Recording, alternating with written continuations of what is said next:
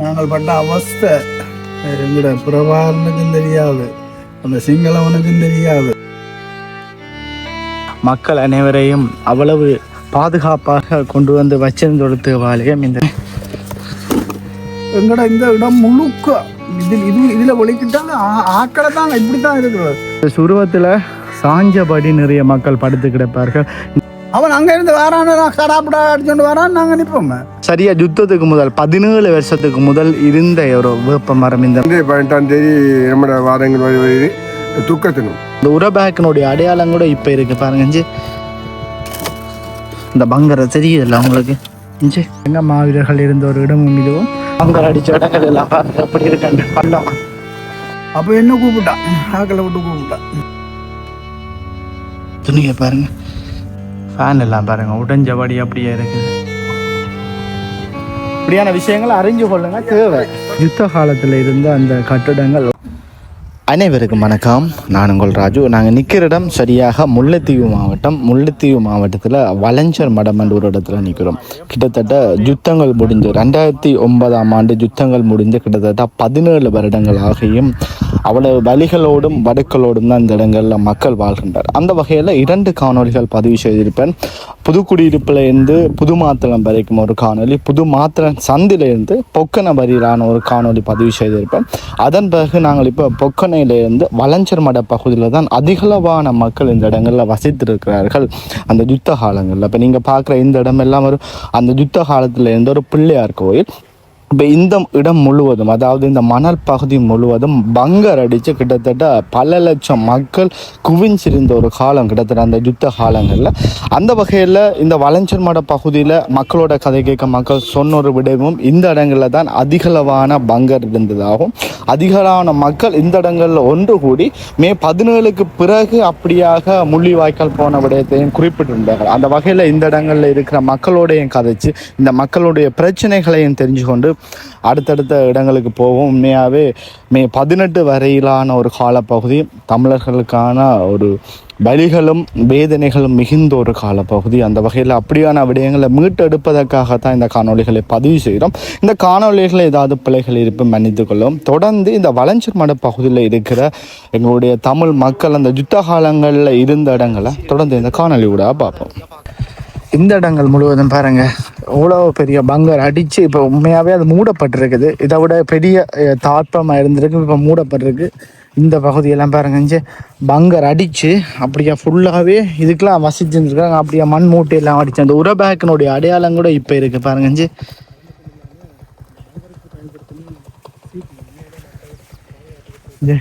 இதெல்லாமே அந்த பங்கருக்கு மேலே போட பயன்படுத்தப்பட்ட அந்த சீட்டுகள்.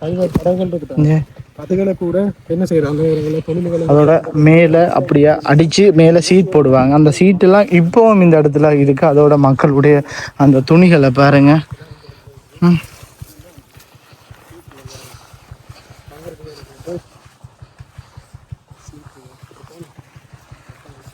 இப்படியாக இந்த இடங்கள் முழுவதுமாக அந்த ஓடுகள், சீட்டுகள், அந்த பங்கருக்கு மேலே பயன்படுத்தப்பட்ட அந்த பொருட்கள் முழுவதுமாக இந்த இடத்துல இருக்கிறது அவதானிக்கக்கூடிய மாதிரி இருக்குது பாருங்க. பூட்டின நட்டுகள் எல்லாமே.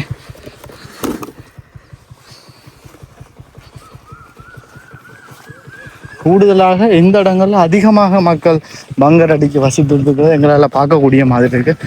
ஏதாவது சின்ன சின்ன தவறுகள் பிழைகள் இட்டால் மன்னிக்கவும். அவ்வளவு ஒரு மலைக்க நனைஞ்சபடி களைப்போட இந்த காணொலியை பதிவு செய்கிறோம்.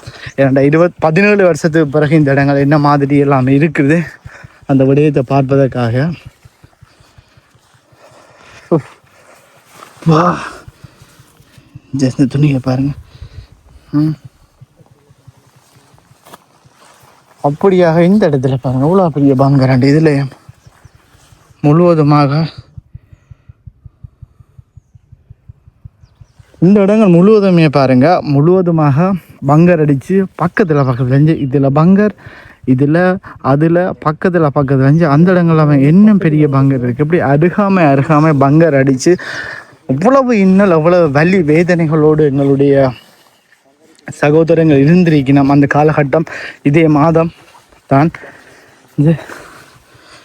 அந்த காலத்தில் பயன்படுத்தப்பட்ட ஸ்க்ரூ டிரைவர் கூட இந்த இடத்துல இருக்குது பாருங்கள்.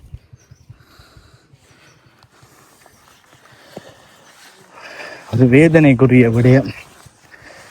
நீதி கிடைக்காத எங்கட மக்கள் உண்மையாகவே என்னத்தை சொல்கிறேன்னு தெரியலை. பாருங்க பங்கர நான் சொன்ன மாதிரி அந்த பொக்கன பகுதியினுடைய பல்வேறுபட்ட பகுதிகளை தான் இப்போ நான் உங்களுக்கு காண்பித்து கொண்டிருக்கிறேன். இதில் பாருங்க இந்த பங்கரை தெரியல உங்களுக்கு அப்படி இருக்க தகன பாருங்க. இப்படித்தான் எல்லாம் அடைச்சிருப்பின பாருங்க உள்ளுக்கால அப்படி இருக்கண்டு. எவ்வளோ கஷ்டத்துக்கு மத்தியில் வசித்து இருக்கணும் எங்களோட மக்களுடைய நிலைமை. அவ்வளவு இன்னல அந்த அந்த காலகட்டத்தில் வசித்த மக்களுக்கு தெரியும், ஓடி ஆடி திரிஞ்சு. இப்போ அவர்களுக்கான அடையாளங்களாக இருப்பது அவர்கள் பாவித்த இந்த ஆடைகள் பொருட்கள் மட்டும்தான். வேதனைக்குரிய ஒரு விடயம். தொடர்ந்து இது பாருங்க பாவித்த செருப்புகள் என்ன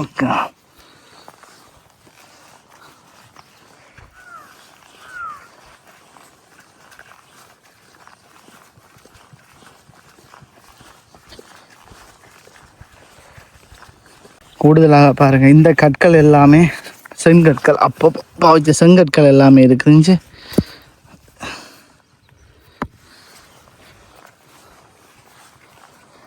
சின்ன பிள்ளைகளுடைய பேக், கை பேக் பாருங்க. இந்த பங்கரை பாருங்க, இவ்வளோ பெரிய பங்கர் இப்படி வெட்டி அதுக்கு மேலே சீட்டுகள் போட்டு அப்படி இந்த பங்கருக்குள்ளே தான் மக்கள் வசித்தவங்க தங்களோட உயிரை காப்பாற்றுவதற்காக. பாருங்க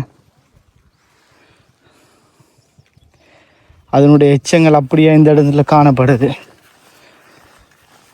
இது சரியாக பொக்கன பகுதி. நாங்கள் தொடர்ந்து அங்கே புதுமாத்தலையிலேருந்து பொக்கன பகுதி வந்திருக்கோம். அந்த பொக்கன பகுதிக்குள்ளே இருக்கிற அந்த யுத்த காலத்தில் இருந்து நடந்த அந்த எச்சங்கள், மக்களுடைய நிலைமைகள் இப்போ எப்படி இருக்கின்ற விடயத்தை தான் இந்த காணொலியில் பார்த்து கொண்டு வரோம். மக்கள் பாவித்த செம்புகள் அப்படி நிறைய விஷயங்கள் இருக்குது. இது என்ன, இது எலும்பு கூடண்டு அடகு பாருங்க. இது ஒரு எலும்பு கூடண்டு அடகு, என்ன தெரியல. எலும்பு கூடண்டு அடகு பாருங்க. இது வந்து எலும்புண்டு, அது ஒரு மிருகத்தின் எலும்புன்னு நினைக்கிறேன்.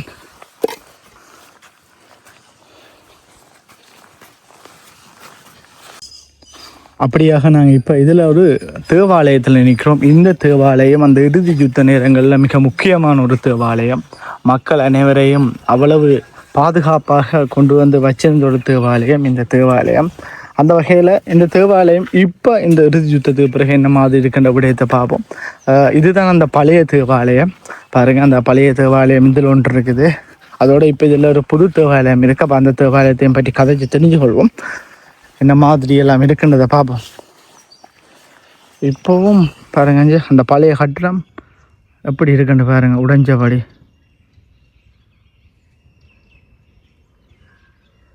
இருக்குது பழைய கட்டிடங்கள், அதே மாதிரி உடைஞ்சபடி இருக்குது. இஞ்சால புது தேவாலயம் ஒன்று பாருங்க. அப்படியா புதிய தேவாலயம் இந்த இடத்துல அமைக்கப்பட்டிருக்குது. அந்த யுத்த நேரத்தில் அந்த தேவாலயத்தினுடைய இதை பாருங்க. இந்த உடைந்த பகுதி உடைஞ்சபடி அப்படியே ஒரு அந்த தேவாலயத்தை அப்படியே விட்டு இந்த புது தேவாலயம் ஒன்று அமைக்கப்பட்டிருக்குது.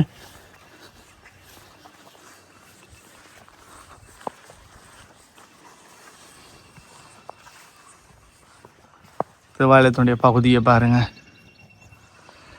இந்த தேவாலயம் சம்மந்தமாக கண்டிப்பாக கதைச்சி தெரிஞ்சு கொள்ள போகிறோம். என்ன மாதிரி இப்படி எல்லாமே இருக்கின்றத விடயம், இந்த இடங்களில் என்ன மாதிரி இது இருந்தது, அந்த நேரம் யுத்த நேரங்கள் எப்படி எல்லாம் இருந்த அந்த விடயத்தையும் பார்க்க போகிறோம். உட்பகுதியை மறுக்கா பார்ப்போம்.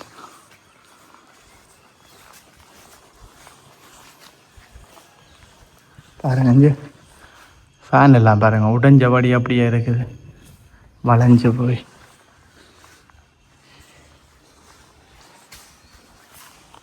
எல்லாம் கட்டிடங்கள் கலட்டி வச்சபடி இருக்குது.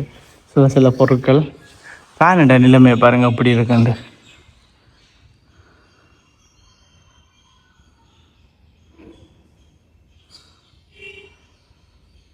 ஒரு முக்கியமான தேவாலயம் அந்த இறுதி யுத்த நேரங்களில் இது சம்மந்தமாக ஃபாதர் உண்மையாகவே இது சம்மந்தமாக கதைச்சு தெரிஞ்சு கொள்ளலாம்.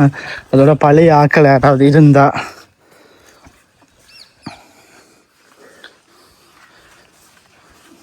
அதே மாதிரி அதுலேயும் பழைய கட்டிடம் இருக்குது பாருங்கள்.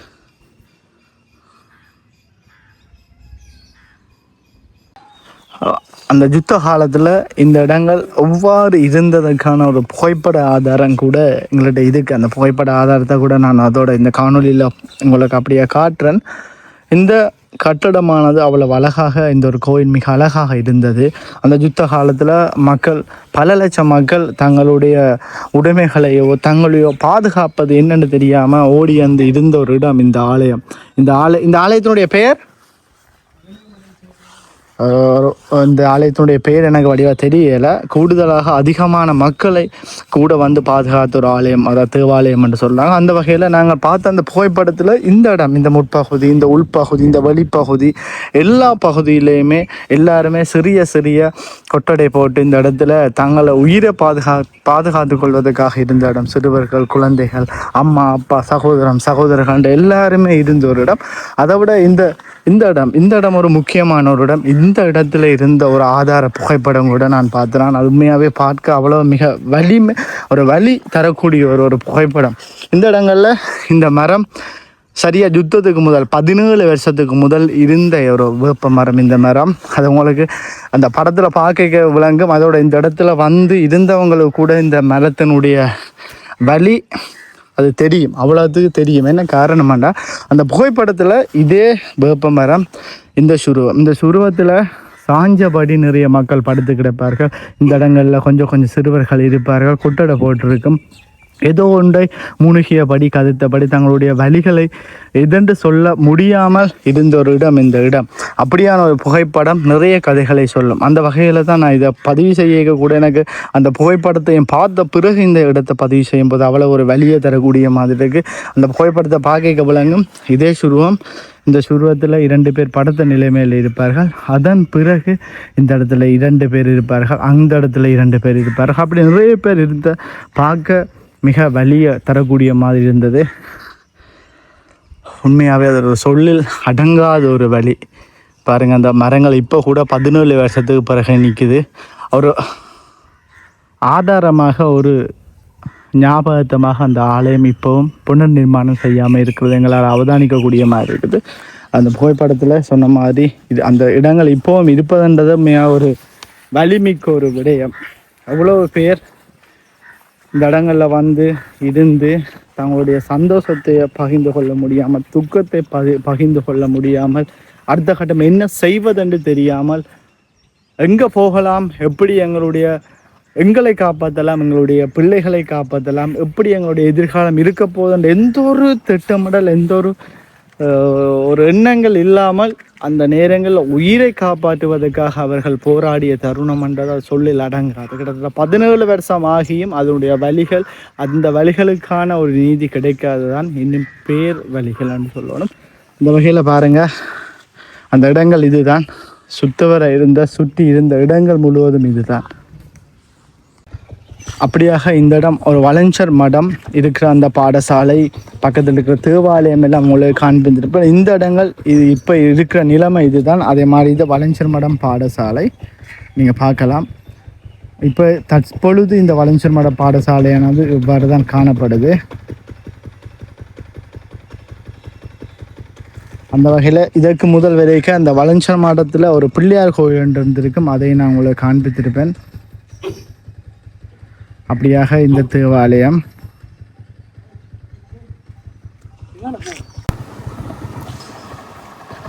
வளஞ்சர் மட பகுதிகள். இதில் ஒரு ஐயா ஒரு ஆள் இருக்கிறார். பாருங்க எப்படி இருக்குன்னு.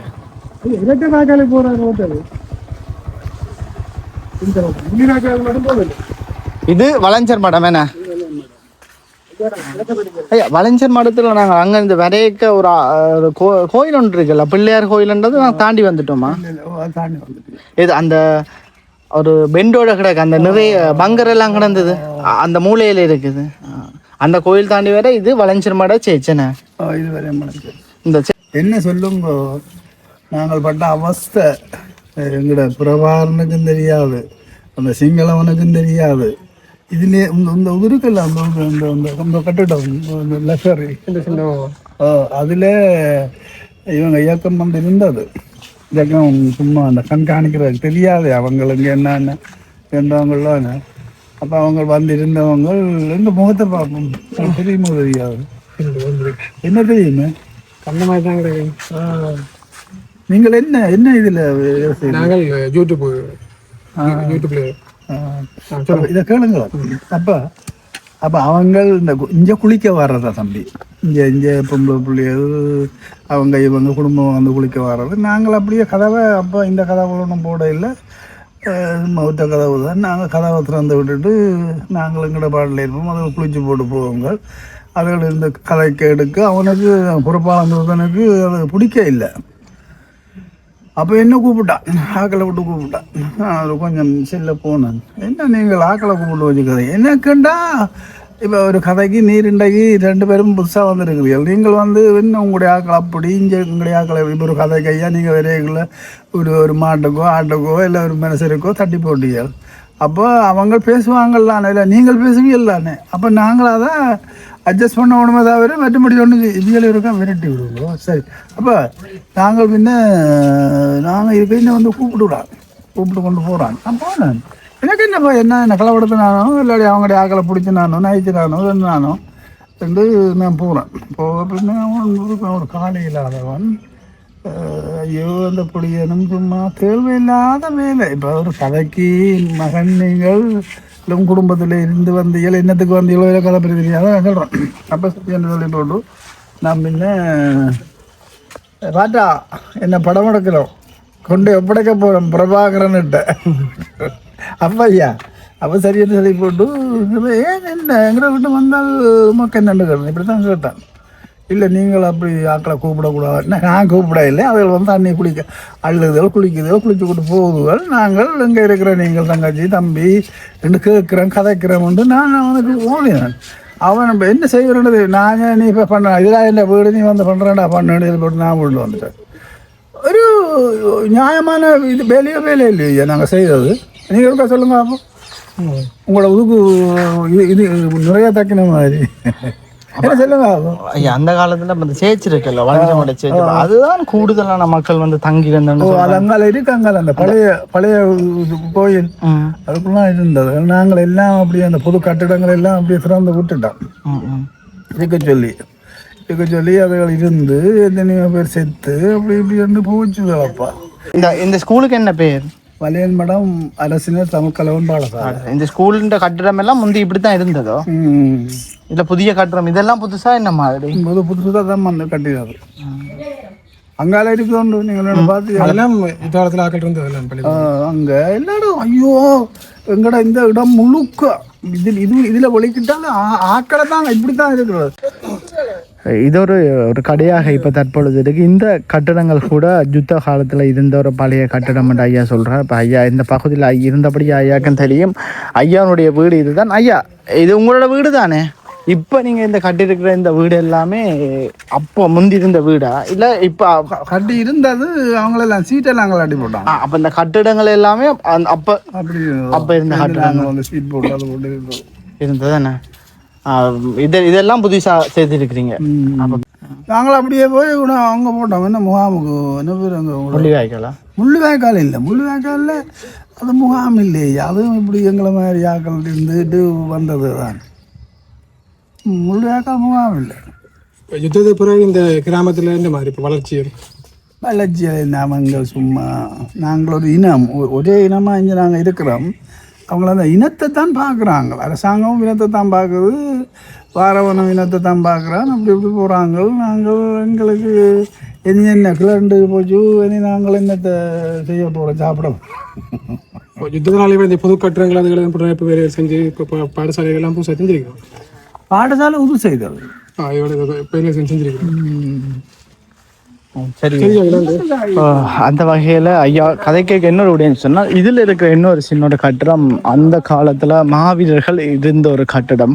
அது சம்மந்தமான கொஞ்சம் கதைகளும் சொல்லி இருக்கிறார் பாருங்க. மாவீரர்கள் இருந்த ஒரு இடமும் இதுவும் தொடர்ந்து என்னென்ன மாதிரி இந்த இடங்கள் இருக்குன்னு பார்ப்போம். பழஞ்சர் மடம் சம்பந்தமான குறிப்பிட்ட பகுதி இந்த பாடசாலை கட்டிடங்கள் கூட இது புதிய கட்டிடம். அதுக்கு அங்கால ஒரு பழைய கட்டிடம் இருப்பதாகவும் ஐயா சொல்லியிருக்கிறார். இந்த இடங்களில் நிறைய மக்கள் தங்களுடைய சந்தோஷங்களை விட்டு வலிகளோடு இருந்த ஒரு காலம் இது. அதோட எல்லாருக்குமே அந்த விஷயம் தெரிஞ்சிருக்கணும். எங்களுடைய அடுத்த தலைமுறை என்ற ஒரு விடயம் இங்கே நாங்கள் ஐயாவோட கதைச்ச விடயம் தெரியுமா?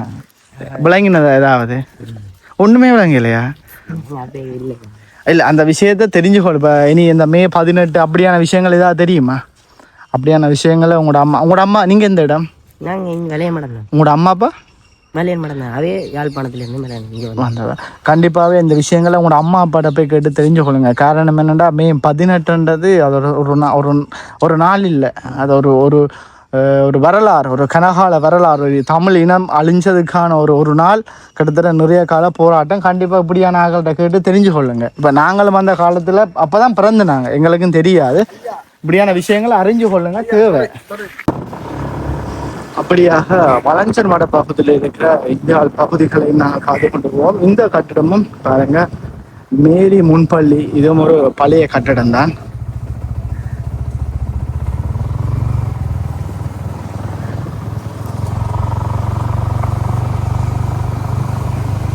இந்த இடங்கள்ல கொஞ்சம் அதிகளவான குடியிருப்புகள் இருப்பதை அவதானிக்கக்கூடிய மாதிரி இருக்கு.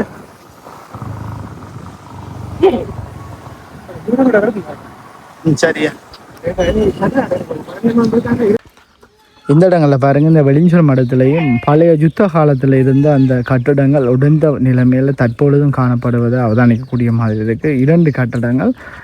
இதில் நிறைய கட்டடங்கள் உடைஞ்ச பகுதிகளாக இருந்தாலும் இதற்கு அருகாமையில் நிறைய குடியிருப்புகள், மீள் குடியேற்றங்கள் நடைபெற்று நிறைய குடியேற்றங்கள் வந்திருக்கிறதையும் எங்களால் அவதானிக்கக்கூடிய மாதிரி இருக்குது. இந்த பகுதி முழுக்க பாருங்கள், அதிகளவான மீள் குடியேற்றம் நடந்திருக்கு. அப்படி இருந்தும் சில பகுதியில் அந்த உடைஞ்ச கட்டிடங்கள் தற்பொழுதும் காணப்படுவதை அவதானிக்கக்கூடிய மாதிரி இருக்கு.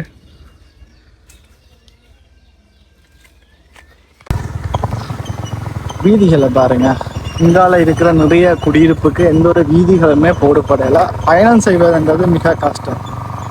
அப்படி இருக்கு. மழையண்டா இதை நாங்கள் வந்த நேரமும் மழை காலம், மழை நேரம்.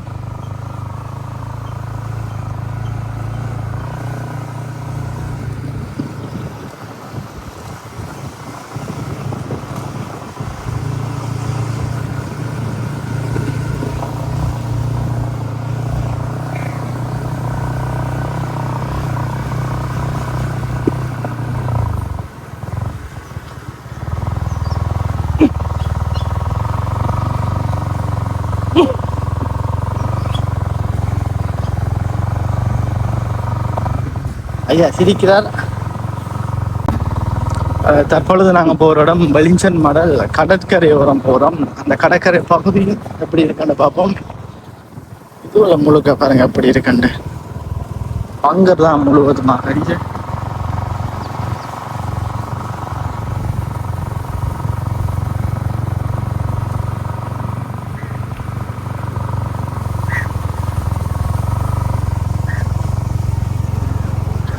அப்படியாக இந்த இடங்களில் பாருங்கள், அந்த கரவேலை செய்கிறாக்கள் வாடியெல்லாம் அமைச்சிருக்கிறத எங்களால் அவதானிக்கக்கூடிய மாதிரி இருக்குது. இப்போ அவங்களுடைய தொழில் சம்மந்தமாக கதைச்சிருந்தாங்க. இது வளைஞ்சர் மடத்தில் இருக்கிற இந்த வாடி பாருங்கள், ஆக்கள் எல்லாம் பாருணும் இருக்கிற வாடி தான்.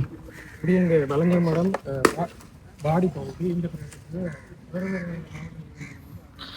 கூடுதலாக இந்த இடங்களில் பணிபுரிபவர்கள் எல்லாருமே வெளி மாவட்டத்தில் இந்த வசிக்கிறவங்க தான் பணிபுரிஞ்சு கொண்டிருக்கலாம். அதோட பாருங்க கடற்கரை. அப்படியாக இந்த இடங்கள்ல நிறைய பங்கரையும் அவதானிக்கக்கூடிய நிறைய பங்கர் இருக்கு, பாத்தீங்களா? பங்கர்கள் கிடக்கு. இப்போ பழைய கட்டடங்கள் உடைஞ்சு கிடக்கு. எங்களுடைய தமிழ் இனம் அழிக்கப்பட்ட இடங்கள் ஒரு வாரங்கள். இந்த வாரங்கள் 18ஆம் தேதி நம்மளோட வாரங்கள் வருது. துக்கத்தினம். இந்த துக்கத்தினத்தை அன்றைக்கு நாங்கள் வளைக்க மாட்டோம். அந்த அன்று இந்த துக்க கஞ்சின்னு கொடுப்பாங்க. அன்றைக்கு நாங்கள் வளைக்கிறீங்க. மே 18 நீங்கள் தொழிலுக்கு போக மாட்டீங்க. அன்றைக்கு யாரும் போக மாட்டாங்க. இந்த முல்லைத்தீவு மாவட்டத்தில் யாருமே போக மாட்டாங்க. பொதுவாக வடவி மாவட்டத்தில் யாரும் போக மாட்டாங்க தொழிலுக்கு. சரி சரி, நன்றி. நீங்கள் எந்த இடம்? நாங்கள் உடப்பு, புத்தளம் மாவட்டம். புத்தளம் மாவட்டம் உடப்பு. தொழில் செய்கிறீங்களா? அப்ப இதுல இருக்கையெல்லாம் வெளிமாவட்டங்கள் இருந்து வந்து தொழில் செய்கிறார்கள். போவோம். இங்க இருக்கிற வேலைஞர் மடத்துக்கு இருக்கிறார்கள் மீன் பிடி தொழில் செய்யல. அவங்க போட் தொழில் செய்வாங்க. போட் தொழில். போட் தொழில். இங்க கரவேலை மட்டும்தான் செய்யும். கரவேலை மட்டும். கரவேலை மட்டும். இதெல்லாம் நீங்களாம் கொட்டுகையில் போட்டுருக்கீங்க. வெளியே இப்போ வீட்டு எல்லாம் போறது. நாங்கள் 7ஆம் மாதம் பெருநாளைக்கு போவோம். ஆடுத்துல பெருநாள் வரும். வருஷத்துல ஒருக்க தான் போறதா? உடப்பு தெருவில் வரும். அன்றைக்கு தான் நாங்கள் போவோம். என்ன இடையிலையும் போயிட்டு விட்டுவாங்க. இடையில போயிட்டு வருவோம். அப்போ அங்கே இருந்து இங்கே கூட தொழில் நடக்கிறதா இல்லை?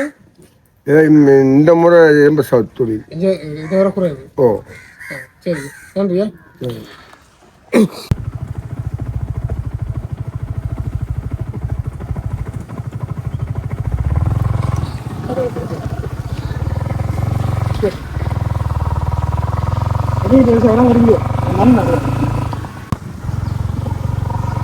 அப்படியாக இப்போ நாங்கள் வளைஞ்சன் மட பகுதியெல்லாம் காண்பித்து இப்போ நாங்கள் முள்ளிவாய்க்கால் நோக்கிய பயணத்தை போய்கொண்டிருக்கிறோம்.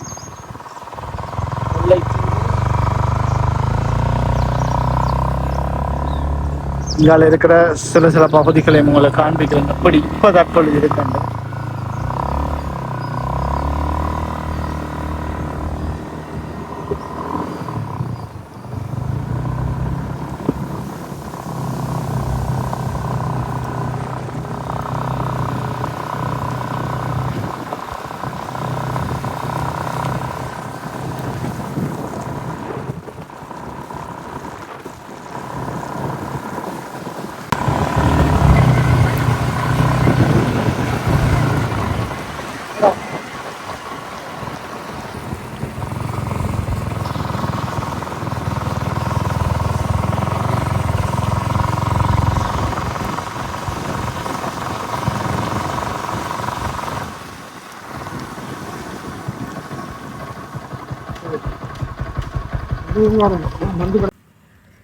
அப்படியாக நாங்கள் இப்போ வளைஞ்சல் மடத்தில் இருந்து அந்த வளைஞ்சல் மட பகுதியில் இருக்கிற இடங்கள் ஒரு யுத்தத்துக்கு பிறகு என்ன மாதிரியான ஒரு நிலைமையில் இருக்கின்ற விடயத்தை ஒரு காணொலி ஊடாக பதிவு செய்து வந்து நாங்கள் இனி நாங்கள் இஞ்சால முல்லைத்தீவு, அதாவது இஞ்சால முள்ளிவாய்க்கால் நோக்கிய ஒரு பயணத்தில் நாங்கள் மேற்கொள்ள போகிறோம். இத்துடன் இந்த வளைஞ்சல் மலை சம்பந்தமான பகுதிகளை உங்களை காண்பித்த காணொலியானது நிறைவடைகின்றது. அப்படியாக இந்த இடங்களில் பாருங்கள், இந்த பாதை இப்போ நாங்கள் இந்த வளைஞ்சல் மடத்தில் இருந்து வந்த பாதை, இப்படியா நாங்கள் இனி முள்ளிவாய்க்கால் போகிற பாதை. அந்த வகையில் இந்த இடங்களில் பாருங்கள் ஒரு ஆலயம் ஒன்று இருக்குது. அதோட அருகிலையும் ஒரு சிறிய ஒரு ஆலயம் ஒன்று இருக்குது. நான் நினைக்கிறேன் அப்போ இருந்த ஒரு ஆலயமும் இன்னும் தெரியலை. இதில் ஒரு பழைய கட்டடம் ஒன்று இருக்குது, இதில் புது ஆலயம் ஒன்று இருக்குது. அப்படியாக எங்களுடைய தமிழ் இனம் அழிக்கப்பட்டு கிட்டத்தட்ட 17 வருடங்கள் ஆகின்றது. அந்த 17 வருடங்களுக்கு பிறகு 2026ஆம் ஆண்டு இந்த புதுக்குடியிருப்புலேருந்து முள்ளிவாய்க்கால் நோக்கிய ஒரு பயணத்தில் என்ன மாதிரியெல்லாம் இந்த இடங்கள் இருக்கின்றது தான் ஒரு காணொலியாக பதிவு செய்திருந்தாங்க. அந்த வகையில் நிறைய இடங்கள் காண்பித்திருப்போம், நிறைய விஷயங்கள் நிறைய மக்களோட கதைச்சிருப்போம். அதில் ஏதாவது எங்களுக்கு தெரியாத பிழைகள் விட்டிருந்தால் மன்னித்து கொள்ளவும். எங்களுடைய தமிழ் இனம் அழிந்த வழிகளை, அவர்கள் இருந்து பட்ட துன்பங்களை வழிகொண்டு வரணும். இப்போ என்ன மாதிரி மக்கள் ஒரு முன்னேற்றம் அடைந்திருக்கிறார்கள், அவர்களுடைய வலி வேதனைகள் இந்த நேரங்களில் தான் மட்டும்தான் கூடுதலாக பகிரப்படும் நினைவேந்தல்கள் இடம்பெறும். May 18 இப்படியான விடயங்கள் இடம்பெறும் போது இந்த இடங்களில் வழிகளை நாங்கள் மீட்டெடுத்து பார்க்கும்போது கவலைக்குரிய விடயமாக இருக்கின்றது. அந்த வகையில் இந்த இடங்கள் முழுவதுமாக உங்களுக்கு காண்பித்திருப்பேன். ஏதாவது பிழைகள் இருந்தால் மன்னித்து கொள்ளவும். உங்களுடைய கருத்துக்களை காணொலியில் தெரிவித்துக் கொள்ளுங்கள்.